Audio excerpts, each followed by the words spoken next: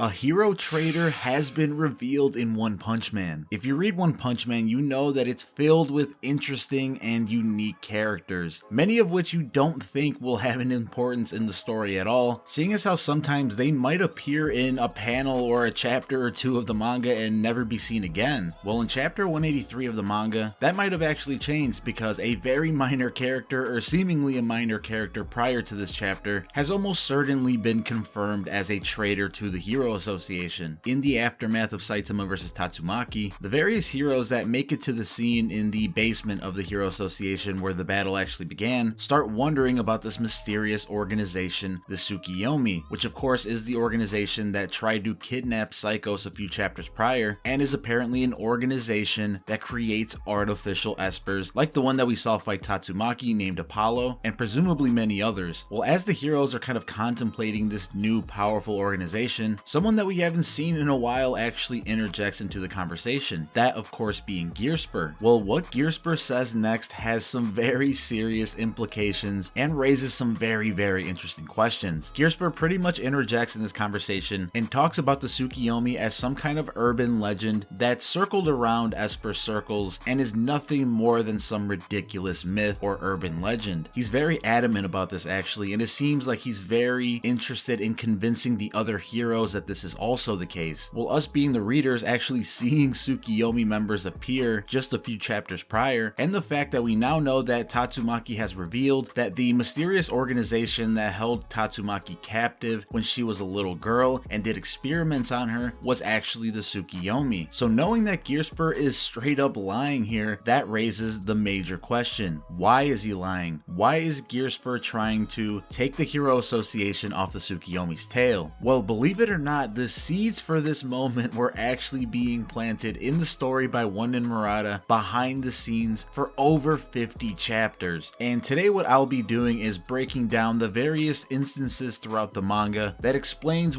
why Gearspur in particular is a traitor to the Hero Association and what these implications are for the story going forward. Because I'll just say right now, guys, One Punch Man just got much more interesting with this reveal. And just before we dive into all that, if you guys enjoy One Punch Man content, then you made a best friend today, because I post One Punch Man on this channel each and every week. So you definitely want to subscribe and turn those notifications on for your weekly dose of One Punch Man content. And if you want to make other like-minded One Punch Man friends, then join my new Discord server by clicking the link in the description below. But alright, let's get into it. So we're first introduced to Gearspur when the support team that's going to be following the S-Class heroes get introduced just prior to the Monster Association raid beginning. This is of course all at the very beginning of the Monster Association arc. Well, Gearspur is introduced as this very timid and seemingly weak character that's a lower C-class hero, so he doesn't have much hero experience at all. Well, we later learn that Gearspur is able to control his relatively sporadic and seemingly weak Esper powers by using a special headgear that helps regulate his powers. Well, as the battle starts getting heated up and the support team actually ends up fighting a dragon level cadre, Neon, on the brink of defeat, Gearspur uses all of the Esper power that he has, which actually overloads the helmet that he used, and he delivers a massive Esper attack on Neon. Well, as soon as he seemingly uses his full power, the helmet explodes and he passes out. Well, many keen readers notice that once his helmet exploded, and in the chapters he was in following this, you can notice that he has a long scar going across his face over the bridge of his nose. Well, now that little detail means a whole lot, but even then, around the time that Gearspur was having his time to shine in the manga throughout the Monster Association arc, that was actually around the time that we got introduced to Tatsumaki's backstory for the first time. In her quick flashback, we discovered that she was being held captive in this research facility at the age of 7 and experimented on for 3 years. It wasn't until a crazed monster escaped from one of its incubation chambers that Blast appeared and busted her out of there that she was actually able to leave. Well, that research facility raises a ton of questions on its own, like what are the monsters doing there, and what's a cube doing there, because that was the reason that Blast went there, but that's a whole different conversation. The whole point here is that the reveal of a research facility that's experimenting on espers for some reason is very important, and was a pretty big reveal at the time. This is when rumblings amongst the One Punch Man community started, revolving around the possibility of Gearspur actually being an artificial esper, and that being the purpose of the research facility that Tatsumaki was at. The running theory was that that Tatsumaki was being experimented on and potentially having her Esper powers harnessed in order to replicate her abilities in non-Esper humans. And it kind of made perfect sense pertaining to Gearspur because he of course had those stitches going across his head, which kind of implies that maybe he had some kind of brain procedure done to either enhance or create Esper abilities, which would also explain why his powers seemed to be so unstable and kind of weak at times, and why he needed special headgear to even make his powers work. It very much seemed like he was someone that just recently got Esper powers somehow and is still learning how to use them. Well, this theory gained a ton of traction in the last few chapters of the manga because we have now been revealed to the existence of the Tsukiyomi, who indeed is an organization that experiments on Espers and creates artificial Espers. Tatsumaki even confirms that this was the organization that took her when she was a child. Well, to build onto that, the two Tsukiyomi members that we meet during their altercation with Tatsumaki both have scars going across their heads, which makes it pretty apparent that this is kind of the signature marking of a Tsukiyomi member, someone that has had their brains altered to either enhance or create psychic abilities. And who's the first person we saw with stitches across their forehead with some seemingly shoddy Esper abilities? Gearspur, of course. Another little detail about Gearspur's appearance that makes him seem even more shady is the round metal eye on his helmet and his bolo tie, believe it or not. If you actually put Gearspur's helmet side by side with the Machine God's helmets that we've seen scattered throughout the manga so far, they actually look pretty similar, and I don't think that this is kind of like a design choice by Murata, like him being lazy and reusing designs or something. I do think this is deliberate, and what I think is even more deliberate is in a recent chapter where A-class hero Air gets his throat cybernetically altered after being shot through it by evil natural water, the scientists that actually approach him about these cybernetic modifications are actually also wearing the same bolo ties that Gearspur is wearing. And all these things being considered about Gearspur, it makes it almost impossible that Gearspur isn't affiliated with some kind of shady operations in some way, seeing as how he has all these markings and symbols that represent seemingly these underground and shady organizations and operations. And bringing that all full circle, it makes it very clear why the implications of Gearspur trying to take the Hero Association's attention off of the Tsukiyomi makes this character much